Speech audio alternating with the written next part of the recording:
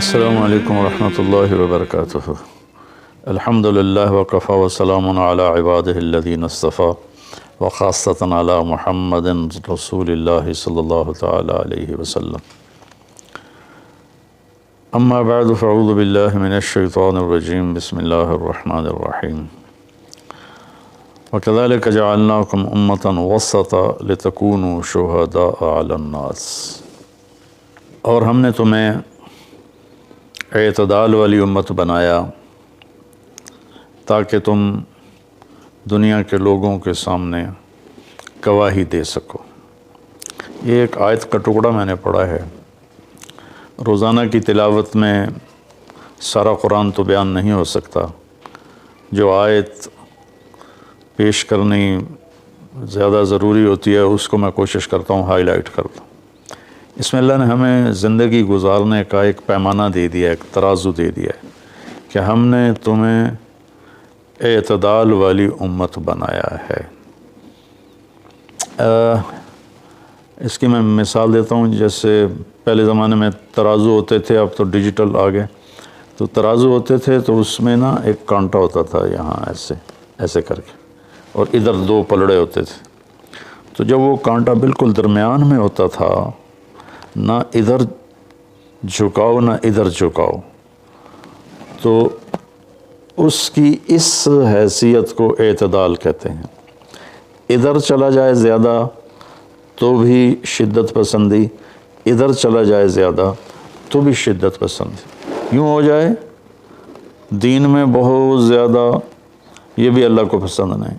ایسے ہو جائے دنیا میں بہت زیادہ، یہ بھی اللہ کو پسند نہیں۔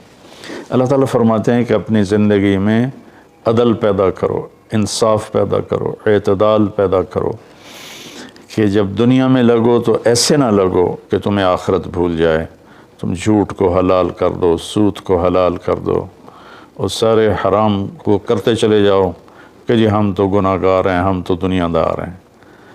یہ بھی انتہا پسندی ہے، یہ اللہ کو پسند نہیں ہے۔ دنیا کی طلب ایک بڑا عمل ہے۔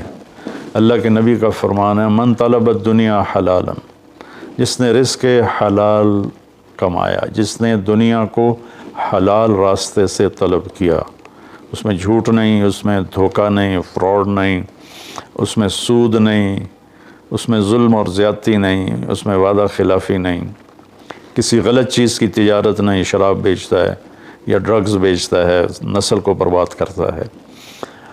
تو جس نے حلال راستے سے دنیا کو کمایا، استعفافاً عن المسئلہ، کہ مجھے مانگنا نہ پڑے لوگوں سے، میں خوددار بن کے زندگی گزاروں، سعیاً علی اہلہ، اپنے بچوں پہ خرچ کرنے کے لیے کہ وہ عزت کی زندگی گزاریں، تعطفاً علی جارہ، اپنے آس پاس کے غریب لوگوں پر خرچ کرنے کے لیے، جو صبح بازار جاتا ہے اور اپنی جاب پر جاتا ہے، اپنی مزدوری پر جاتا ہے، وہ ریڈی پر بیٹھتا ہے یا بہت بڑے پروجیکٹ کے آفس میں بیٹھتا ہے، اگر یہ چار باتیں اس کے اندر ہیں، حلال کماتا ہے، جابین رشوت نہیں لیتا، غلط کام نہیں کرتا، کسی کی فائل نہیں روکتا، بچوں پہ خرچ کرنے کے لیے اور پڑوسیوں کو نوازنے کے لیے، غریب پڑوسیوں پر خرچ کرنے کے لیے اور سوال سے بچنے کے لیے، جو دنیا کو کماتا ہے۔ تو اب آپ خوشخبری سنیں، لقی اللہ تعالی یوم القیامہ وجہہ مثل القمر لیلۃ البدر،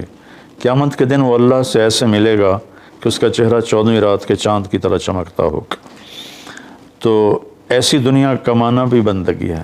ریاکاری کے نفل پڑھ رہا ہو تو وہ جہنم ہے، اور ان چار شرطوں کے ساتھ دکان پہ بیٹھا ہو، آفس میں بیٹھا ہو، ریڈی پہ بیٹھا ہو، تو وہ جنت کا راستہ ہے، اللہ کو اتنا پسند ہے، کیونکہ اس میں درمیانی راستہ ہے، اعتدال والا راستہ ہے۔ اب اس میں انتہا پسندی کیا ہے؟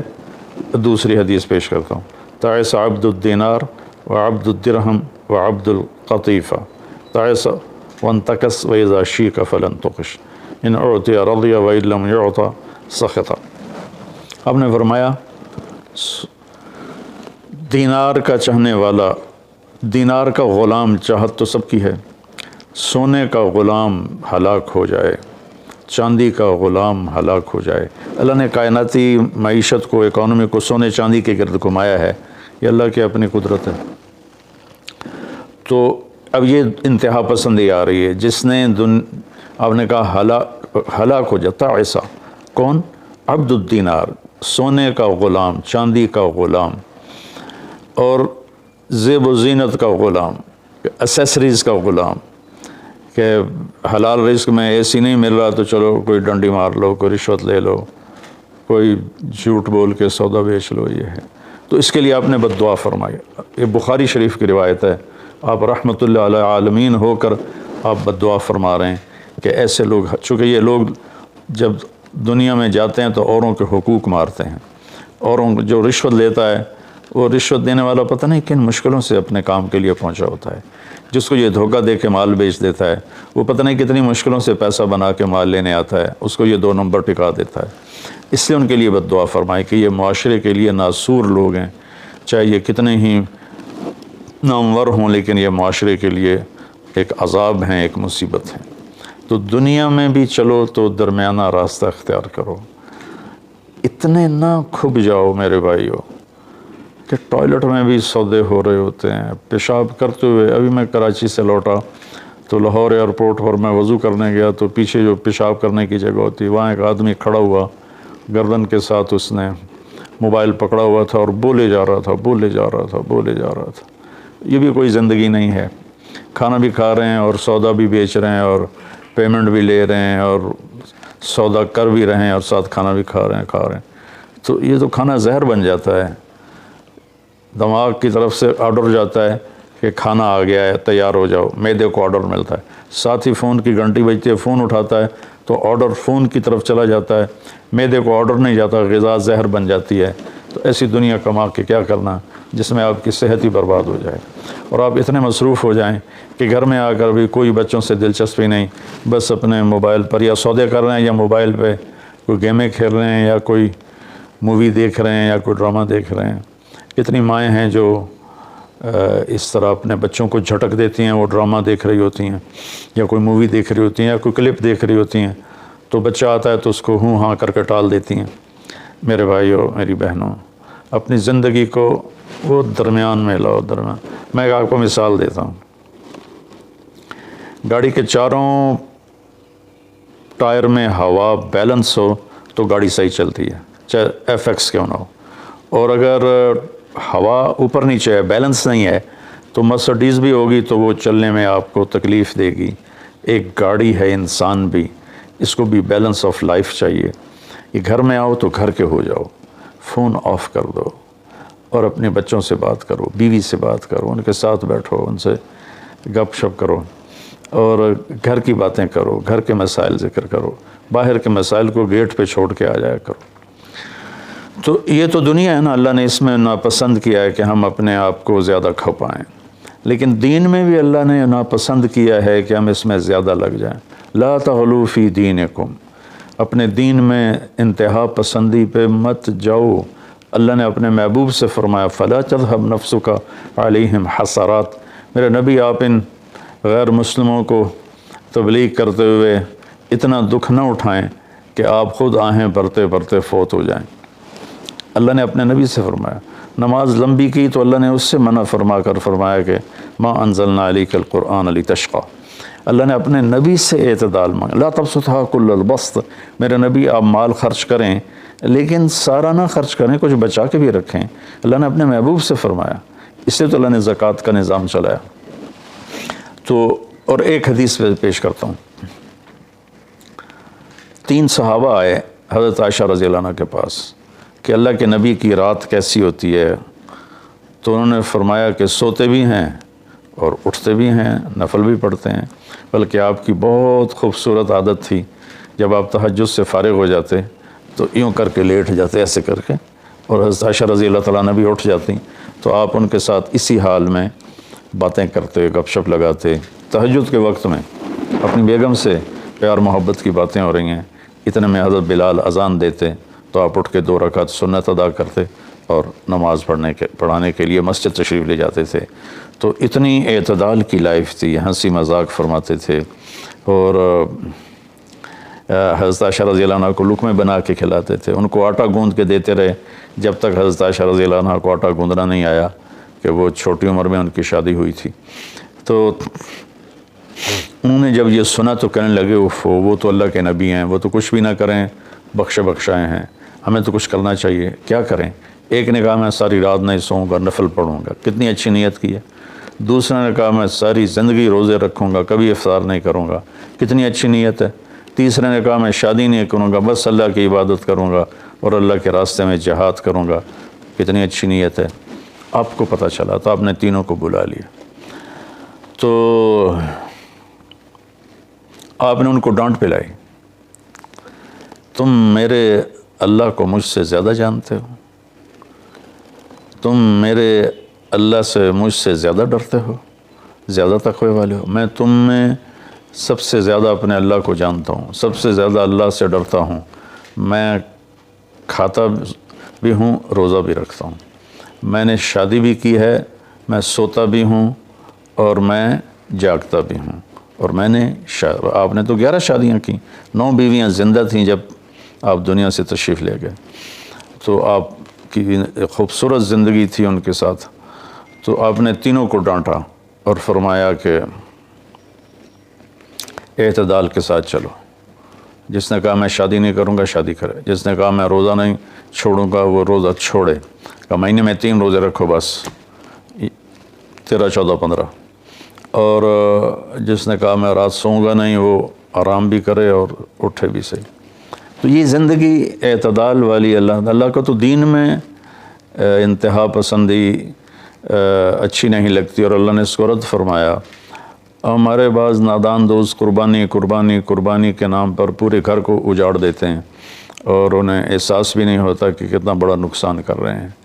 سب سے بڑا تقاضا اسلامی تاریخ میں جنگ بدر کا ہے، اس سے بڑا تقاضا قیامت تک نہیں آئے گا، کہ جن کے بارے میں اللہ کے نبی کی وہ گواہی ہے جو قیامت تک کسی کے لیے نہیں، ان تہلک هذه العصابة فلن تعبد، میرے رب اگر آپ نے اس جماعت کو ہلاک کر دیا تو پھر آپ کا نام لینے والا کوئی نہیں بچے گا۔ اتنی بڑی گواہی 313 کی، اور یہ اتنا بڑا تقاضا تھا اور اتنا بڑا یہ اس وقت اہم اور ضروری کام تھا، اور آپ نکلے اور ذوالحلیفہ 7 میل دور ہے، جب وہاں پہنچے تو حضرت عثمان اور اسامہ رضی اللہ عنہما کو آپ نے واپس بھیج دیا، کہ آپ کی بیگم حضرت رقیہ رضی اللہ تعالیٰ عنہ وہ حضور صلی اللہ تعالیٰ علیہ وسلم کی دوسرے نمبر کی بیٹی تھیں، حضرت زینب پہلے نمبر پر، حضرت رقیہ دوسرے نمبر پر، ام کلثوم تیسرے نمبر پر، حضرت فاطمہ چوتھے نمبر پر۔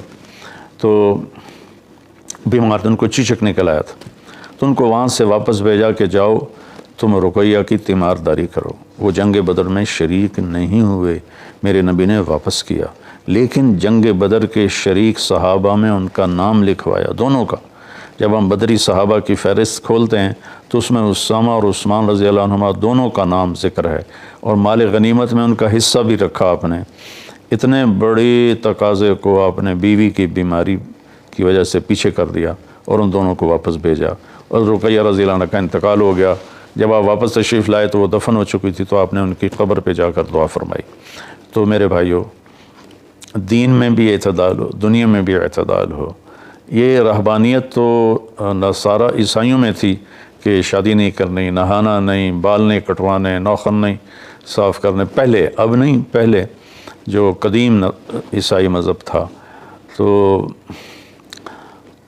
طبیعت میں اتنی شدت، غیر فطری زندگی، پھر وہ دوسرے طریقے سے اپنی خواہشات کو پورا کرتے تھے، تو اس سے میرے نبی نے روکا۔ بعد میں ایک ٹرینڈ چل گیا کثرت عبادت کا، لیکن وہ کوئی معیار نہیں ہے کہ فلاں بزرگ سے انہوں نے 40 سال عشاء کے وضو سے فجر کی نماز پڑھی، اور فلاں بزرگ سے انہوں نے 30 سال عشاء کے وضو سے فجر کی نماز پڑھی، اور فلاں بزرگ سے وہ 25 سال جنگل میں پھرتے رہے۔ بھلا یہ بھی کوئی دین ہے جو پیش کیا جائے؟ ہمارا دین تو پوری دنیا کو پیش کرنے کے لیے ہے، ان الدین عند اللہ الاسلام۔ اب اسلام ہی ایک مذہب ہے جو باقی ہے اپنی صحیح معنی میں، تو ہمیں پیش کرنا ہے لوگوں کو، یہ تو ہم اپنوں کو پیش نہیں کر سکتے۔ کہ 25 سال جنگلوں کی خاک چھانتے رہے. یہ تو ربانیت سے بھی کوئی آگے کی چیز ہے، لیکن یہ ان کی بزرگی کے طور پہ بیان کیا جاتا ہے. ایک بزرگ تھے، اپنے بالوں کو رسے سے باندھ لیتے تھے، رسہ اوپر چھت میں لٹکا ہوتا تھا، تو جب نماز پڑھتے پڑھتے ان کو نیند کا جھٹکا آتا تو وہ ایسے ہوتے تو وہ بالوں کو زبردستی جھٹکا پڑتا، جس سے وہ ان کی آنکھ کھل جاتی اور پھر نفلوں میں شروع ہو جاتے. یہ تو میرے نبی کے حکم کے خلاف ہے. آپ نے فرمایا تم میں کوئی عبادت میں لگے جب تک وہ بشاشت ہے اور اس کو نیند نہیں، جب نیند کا سمجھے غلبہ ہو رہا ہے نفل چھوڑ کے جا کے سو جائے. تو بعد میں یہ ایسی چیزیں پیدا ہوئیں کہ سارا سال روزے رکھنا اور کبھی ایسا کہ ساری ساری رات جاگنا، یہ کوئی دین نہیں ہے. یہ وہ دین نہیں ہے جسے ہم پیش کر سکیں. ایک بزرگ کا انتقال ہوا تو میں تعزیت کے لیے گیا تو ان کے بیٹے بتانے لگے کہ ہمارے والد صاحب صبح 3 بجے اٹھ کے نیچے اپنے کمرے میں آ جاتے تھے جہاں مریدین آتے تھے اور باقی جو ان کے اپنے علمی کام ہوتے تھے، اور رات 11 بجے واپس جاتے تھے. ساری زندگی یہ معمول رہا. یہ کوئی قابل ذکر بات نہیں ہے جس کو ہم بطور ایک نمونہ پیش کریں. میرے نبی نے اپنی زندگی کو 4 حصوں میں تقسیم کیا ہوا تھا. ایک حصہ لوگوں کے لیے، ایک بیوی بچوں کے لیے، ایک اپنی ذات کے کاموں کے لیے. آپ اپنے کپڑے خود دھوتے تھے، 9 بیویاں تھیں، آپ اپنے کپڑے خود دھوتے تھے، اور ایک حصہ آپ نے رکھا ہوا تھا اللہ کے لیے. تو آپ سے زیادہ مشکل لائف کسی کی نہیں، آپ سے زیادہ بڑا ذمہ دار کائنات میں کوئی نہیں. آپ نے زندگی کو 4 حصوں میں ڈیوائیڈ کیا ہوا تھا. تو اگر ہم دنیا میں لگتے ہیں تو حلال حرام بھول جاتے ہیں، جھوٹ سچ بھول جاتے ہیں، دھوکہ دیانت کو بھول جاتے ہیں. اور دین میں لگتے ہیں تو بچے بیوی بھول جاتے ہیں، اپنے کام کاروبار بھول جاتے ہیں. آپ دیکھیں اصحاب صفہ وہ تھے جن کا کوئی کام نہیں تھا، لیکن 10 مبشرہ میں سے ایک بھی اصحاب صفہ میں نہیں، خلفاء میں ایک بھی اصحاب صفہ میں نہیں. اور اصحاب صفہ کوئی دینی تقاضوں کے لیے فارغ نہیں بیٹھے تھے. اصحاب صفہ کا ٹھکانہ کوئی نہیں تھا. جب صدیقی دور میں ٹھکانے مل گئے تو اصحاب صفہ بھی ختم ہو گئے. تو بھائیو، میری گزارش ہے آپ سب کی خدمت میں کہ اعتدال کی زندگی گزارو، اللہ کے واسطے اعتدال کی زندگی گزارو. ایک صحابی آئے، بڑے مالدار تھے، کپڑے ان کے پرانے بھی تھے اور بڑے گھٹیا قسم کے تھے اور میلے بھی تھے. آپ نے ان سے فرمایا کیا ہوا، غریب ہو گئے ہو؟ کہا جی نہیں. آپ نے فرمایا تو اللہ نے جو تجھے دیا ہے تو چاہتا ہے کہ اللہ تیرے اوپر اس کا اثر دیکھے، اٹھو جا کے کپڑے تبدیل کر کے آؤ. آپ نے ان کو واپس بھیجا، ان کے کپڑے تبدیل کروائے. تو یہ کہ کسی کو اللہ رزق دیتا ہے، وہ اچھے کپڑے پہنتا ہے، اچھی سواری استعمال کرتا ہے، اچھے گھر میں رہتا ہے، اپنا کاروبار دیکھتا ہے، اس کو دنیا داری نہیں کہتے. دنیا داری تو جھوٹ اور فراڈ اور حرام اور رشوت، اتنے غلط راستوں سے جو جانا ہے کاروباری زندگی میں، یہ دنیا داری ہے. عبد الرحمن بن عوف رضی اللہ تعالیٰ عنہ نے وراثت میں اتنا سونا چھوڑا کہ بچوں میں تقسیم کرنے کے لیے وراثت کو کاٹتے کاٹتے آریاں ٹوٹ گئیں. 1000 گھوڑے، 10,000 بکریاں اور 1000 اونٹ، یہ مال مویشی ان کے پاس تھے، اور زمینیں الگ تھیں. لیکن وہ 10 بڑے صحابہ میں ہیں، ٹاپ 10 صحابہ میں ہیں. تو بھائیو، رمضان کا مہینہ ہے، اللہ سے مانگیں کہ اللہ ہمیں اعتدال والی زندگی نصیب فرمائے. السلام علیکم.